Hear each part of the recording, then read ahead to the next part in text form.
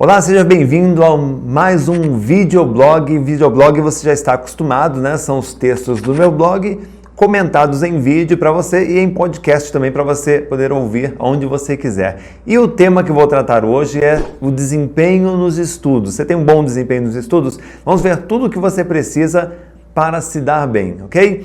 Muitos estudantes passam horas e horas debruçados sobre os livros, mas ainda assim seu desempenho nos estudos é baixo e os resultados ficam sempre aquém do esperado. E você sabe por que isso acontece? Esses indivíduos se perguntam o porquê do ciclo vicioso, o porquê do branco na hora da prova. A maioria fica angustiada, mas não percebe que algumas mudanças simples na maneira de estudar podem potencializar a concentração e, consequentemente, a retenção do conteúdo na memória. Você sente que já passou por algum tipo de dificuldade nos estudos? Se você se identificou com o que acabei de descrever, então está no lugar certo. Ao longo deste post, eu darei dicas para maximizar seu rendimento nos estudos e listarei estratégias fáceis de implementar em seu cotidiano. Vamos lá? Primeira dica: crie uma estratégia de estudo. Ao estudar, você já sentiu como se estivesse em um barco remando sem sair do lugar? Sabia que um dos prováveis motivos para a sensação é que você não está estudando da forma correta? As pessoas acreditam que já crescemos sabendo estudar, mas na verdade a gente não aprendeu a estudar corretamente. Desde cedo aprendemos na escola o que devemos estudar, mas se esqueceram de nos ensinar como se estuda. E aí que começa o desespero de muitos estudantes frente às demandas acadêmicas. Outro ponto que você deve levar em consideração é o ritmo de aprendizagem. Cada pessoa tem o seu ritmo, o que faz com que o processo de aquisição de conhecimento também varie. Portanto, não há um melhor jeito de estudar, há um jeito mais adequado às suas particularidades cognitivas e é a tarefa nossa, minha e sua, descobrir o que funciona para você para maximizar o seu rendimento. Você deve conhecer o meu livro, o Não Pergunte Se Ele Estudou, né? Esse livro aqui, Não Pergunte Se Ele Estudou, pergunte se ele sabe estudar. Ou seja, um professor não deve perguntar a um aluno se ele já estudou, ele tem que ensiná-lo a estudar primeiro, antes de perguntar. Por quê? O que falta para a maioria dos estudantes é o método, é a forma, é o know-how, é o não saber como estudar. Então vamos ver duas dicas aqui para você entender a importância da assiduidade nos seus estudos. Vamos ver. Bom, não há maneira correta e exclusiva de aprender, mas existem técnicas que aceleram o processo de aprendizagem e uma delas é estabelecer uma rotina de estudos. Para começar, você tem que se lembrar de que o desempenho nos estudos depende muito da assiduidade. O que é ser assíduo? Ser assíduo é ter a iniciativa de ser constante, trabalhar em horários definidos e seguir um planejamento a fim de evitar a postergação das tarefas ou sucumbir à famosa popular procrastinação. Esqueça aquela dinâmica de só estudar para avaliações em cima da hora. Para alcançar o sucesso nos estudos e obter um bom aproveitamento, você deve comprometer algumas horas diariamente, adotando um ritmo de estudo constante. Tenha em mente que o conhecimento é solidificado em seu cérebro aos poucos, camada por camada. Aprender é como escalar uma montanha, dia após dia. Você vai recomeçar do ponto em que parou. Trata-se de uma construção contínua e seu ritmo de estudo, se ele for errático, a evolução será igualmente problemática. Esteja certo de que não é possível absorver todo o conteúdo de uma única vez. Então, em vez de virar madrugadas estudando para uma prova, vá acumulando esses saberes pouco a pouco. É importante ser persistente. O estudante, ele não tem que ter pressa, ele tem que ter planejamento. Então é importante, a segunda dica agora, elaborar um plano de estudos. Então vamos pensar o seguinte, para você não se dissipar ou dissipar seus esforços, a força de vontade, não gastar energia, é preciso investir algum tempo na elaboração de um planejamento, de um plano de estudos. Pense nesse plano como um roteiro detalhado no qual devem constar horários fixos, dias de estudo e de revisão, projeção de pausas, distribuição das matérias. Esse plano, é claro, deve levar em conta outras demandas do seu cotidiano. Por exemplo, não adianta montar um planejamento com a quantidade exorbitante de horas de estudos se você simplesmente não vai conseguir cumprir, porque há outras atividades que precisam também da sua atenção. Você concorda comigo? Crie também um roteiro realista que se adapte à sua rotina. Acima de tudo, respeite os seus horários de descanso. Só uma mente descansada consegue ser produtiva. E uma dica importante para você: lista os seus compromissos dos quais você pode abrir mão e dos quais você não vai poder facilitar o estabelecimento das prioridades e a organização dos seus horários. Se você tem a possibilidade de estudar, por exemplo, 3 horas por dia, tá? Distribua essas matérias a partir desse panorama. Projete um tempo máximo de estudos e também os intervalos.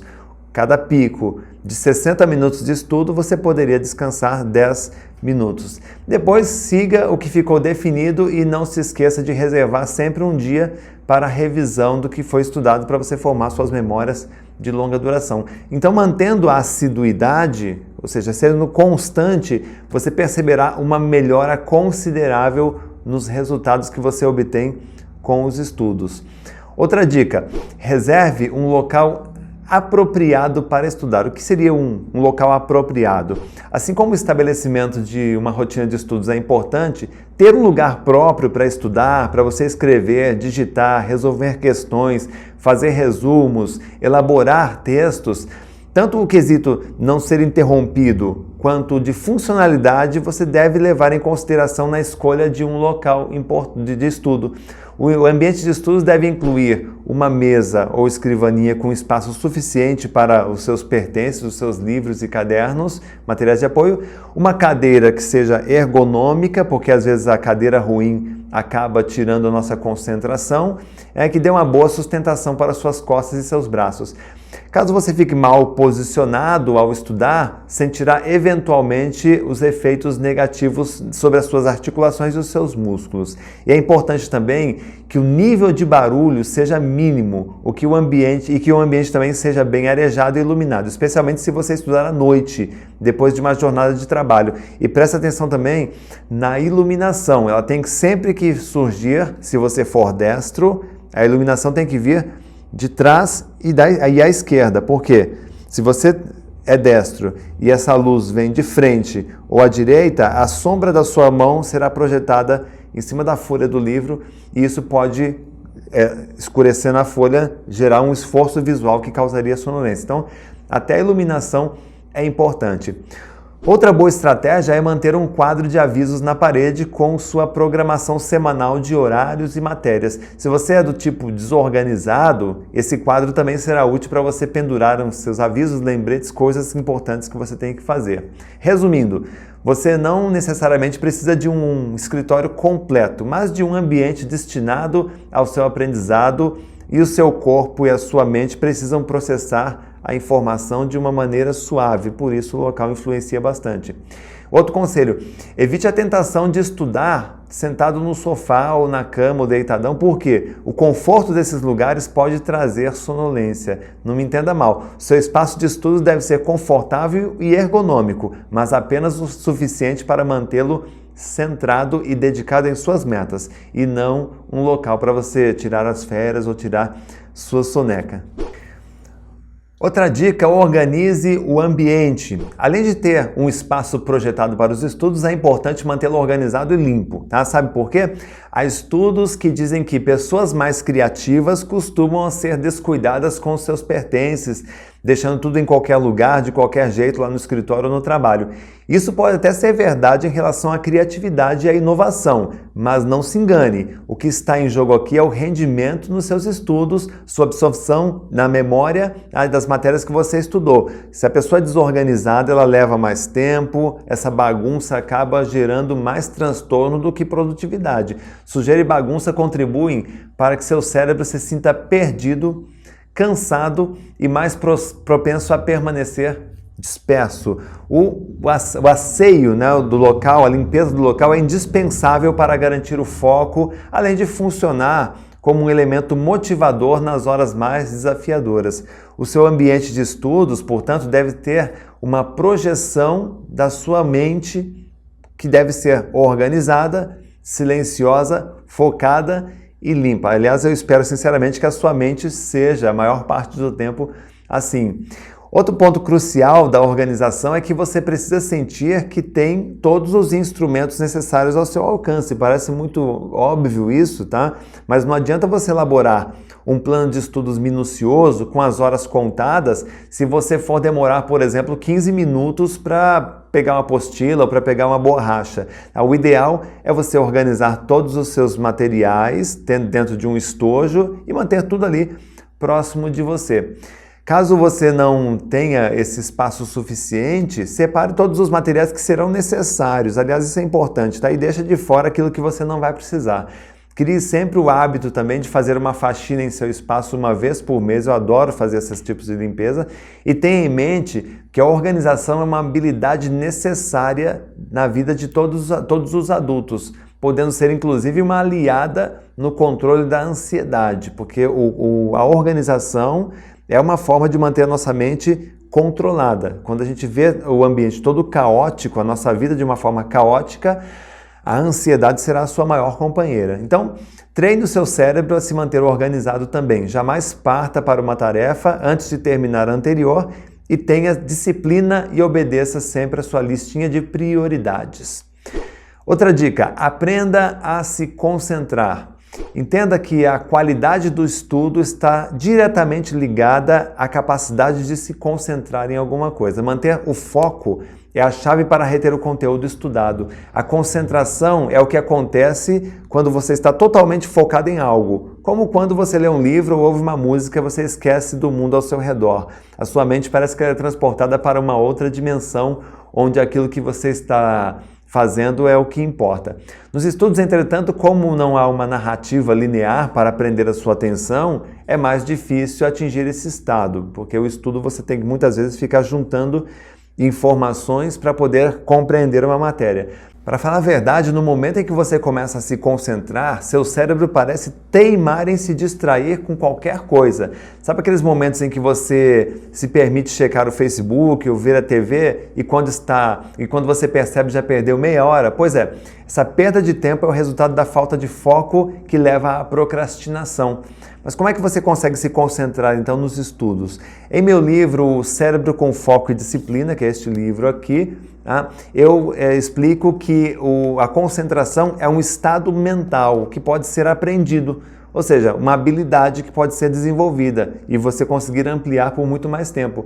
Assim como qualquer outra tarefa, você só precisa educar sua mente para se manter focada no momento presente e se dedicar exclusivamente a completar uma tarefa de cada vez.